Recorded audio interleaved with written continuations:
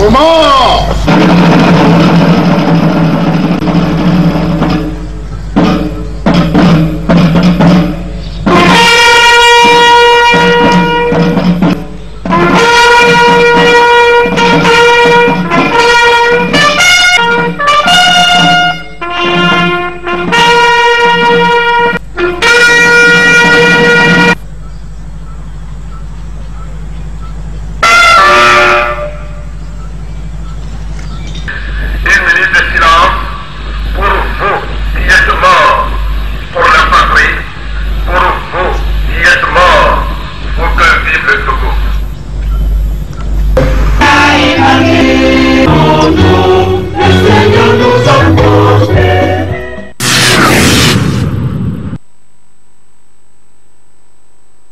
Démarrage proprement dit des épreuves écrites du baccalauréat, deuxième partie, session de juin 2022, ce mercredi 22 juillet, 24 heures après les épreuves facultatives. Ici au centre d'écrit du lycée d'Agué-Centre, ils sont au total 649 élèves à composer pour l'obtention de ce diplôme qui ouvre les portes à l'enseignement supérieur. Et pour cette journée, les candidats ont été soumis aux épreuves de français et d'histoire-géographie. À leur sortie des salles à l'issue de la première épreuve qu'est le français, les choses semblent déjà bien démarrer, à en croire ces derniers qui ont eu le choix entre la dissertation, le commentaire composé et la contraction de test. J'ai choisi la dissertation. Ça parlait du roman, de l'essence du roman. On était principalement préparé pour ça. C'est bon, bien passé quand même. On s'attendait à un exercice là-bas. L'exercice arrivé quand même. On a pu détailler certaines choses un peu. On sait que dans l'ensemble, ça a marché. La dissertation au sujet clair. Chez moi, le cours était abordable. Sujet 3 dissertation, ça parlait du roman. L'épreuve, moi je l'ai vu, c'est abordable. J'ai pu travailler. On vient de faire le français.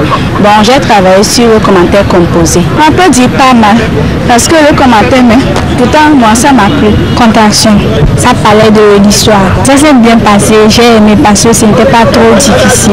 L'examen n'est qu'à ses débuts et aucun incident majeur n'a été enregistré selon les responsables du centre à ce deuxième jour. Les candidats pour leur part sont déjà pleins de confiance quant à leur réussite. Ils espèrent tout de même être soumis à des épreuves abordables pour la suite. J'espère que les autres épreuves soient aussi abordables que le français. On espère la même chose pour les autres épreuves aussi. Pour le reste, j'espère que ça soit comme le français. J'espère que la suite des épreuves soit facile, qu'on ne nous amène pas des épreuves trop difficiles. Pour rappel, ils sont 74 305 candidats enregistrés pour le compte de l'examen de cette année et répartis dans 88 centres d'écrit sur l'ensemble du territoire national.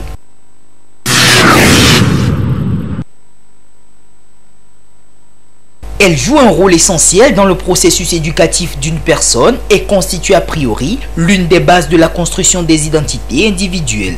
Il s'agit de la langue maternelle, encore appelée langue locale.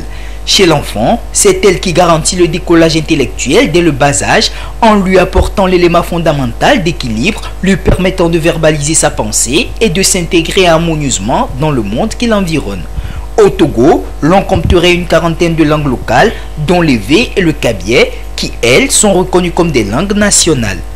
Que ce soit ici au Togo comme ailleurs dans d'autres pays, les langues locales jouent un rôle important dans le développement des communautés. Les langues locales, c'est la marque de l'identité culturelle en réalité. Nous sommes en Afrique et donc chaque peuple avec son patois.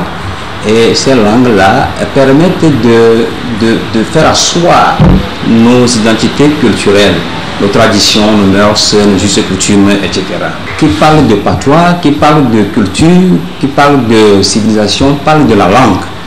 Alors, nous constatons que les langues meurent à petits coups et donc ce sont les traditions, la culture qui meurt comme ça.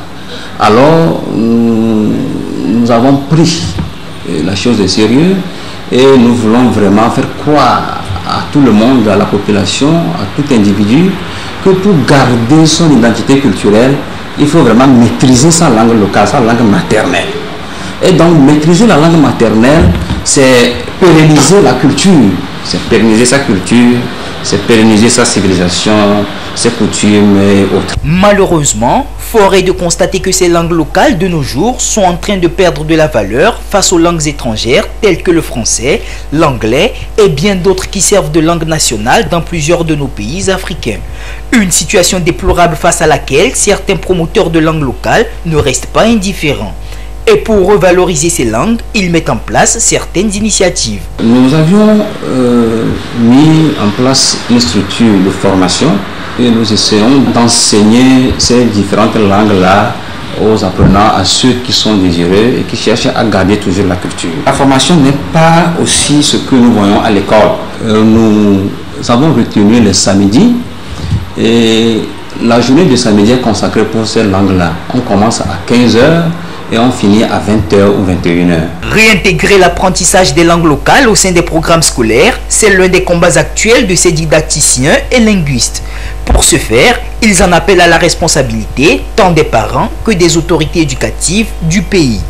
S'il faut donner un conseil à la population, je les exhorterai à accepter, maîtriser leur langue maternelle, ce qui lui permettra de garder l'identité culturelle, de garder sa culture, de garder ses traditions là où il est né.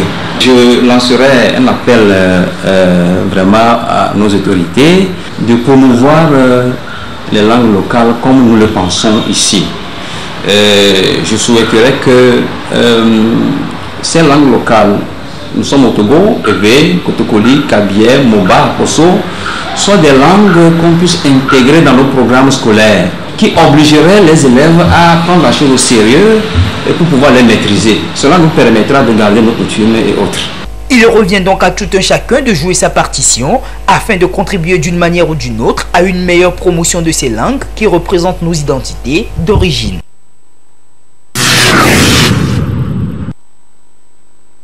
Elles sont environ 258 millions de veuves dans le monde. 115 millions d'entre elles vivent dans une extrême pauvreté, soit une veuve sur 10.